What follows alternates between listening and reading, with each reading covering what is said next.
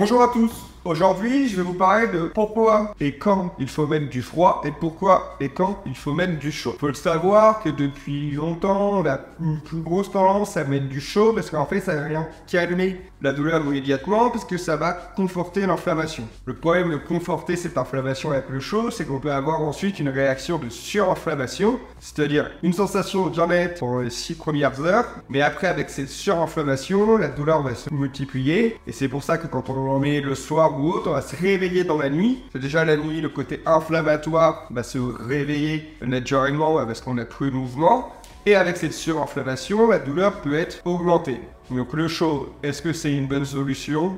Pour moi, pas forcément. Je l'utilise surtout pour les gens qui ont des douleurs et qui ont un objectif dans un court terme. C'est-à-dire, tu as une contracture au cou, mais tu as une grosse réunion, tu as une compète ou autre dans l'après-midi. En effet, je mets du chaud pour que le patient soit dans une position confortable pour réaliser sa tâche. Après, il faut bien prendre en compte cette situation inflammatoire. Et le chaud, je l'utilise presque jamais, donc à part dans ces situations exceptionnelles. En effet, c'est confortable sur le coup, mais attention aux effets à moyen terme. Le froid, par contre, je l'utilise tous les jours, quasiment avec tous mes patients. Le froid, donc la cryothérapie, c'est un anti-inflammatoire naturel.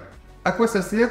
Comment ça marche? Le froid, en fait, il nous sert à venir diminuer la température d'un point de vue local au niveau du corps. Moi, je fais que du local, je fais pas la cryothérapie corps entier, c'est encore autre chose, j'en parlerai pas aujourd'hui. Donc, ce que je vais faire avec le froid, par exemple sur mon genou, je vais mettre du froid dessus pendant 15-20 minutes.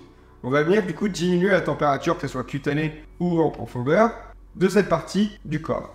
Du coup, le corps, il est fait pour fonctionner à 37 degrés, comme vous le savez, et donc du coup, il va être obligé de venir réchauffer cette zone pour qu'elle fonctionne correctement. Pour réchauffer, quelle est la source de chaleur du corps? Le sang. Le sang, en fait, en circulant dans tout votre corps, il va venir répartir cette chaleur, et donc du coup, quand on est sur une zone qui est un peu plus froide, et le genou, il va recevoir un afflux de sang. Et c'est ça qui nous intéresse par le froid. C'est pas de mettre du froid en lui-même. Mettre du froid en lui-même, c'est pas très intéressant. Ce qui va nous intéresser, c'est qu'en mettant du froid, on va avoir une réaction du corps qui va nous faire un afflux sanguin. Et dans le sang, faut pas oublier que c'est notre transporteur. Il nous transporte tout ce qui est protéines, tout ce qui est vitamines, tout ce qui est nécessaire à la contraction, décontraction musculaire, et surtout tout ce qui est nécessaire à la cicatrisation et à la gestion du stress inflammatoire. Donc le fait de mettre du froid, c'est intéressant. Pourquoi? Parce qu'en fait, on va avoir une réaction du corps. C'est vraiment ça qu'on va chercher. On va montrer des informations, des signaux à votre corps grâce à la sensibilité thermologique, donc c'est la sensibilité due à la chaleur.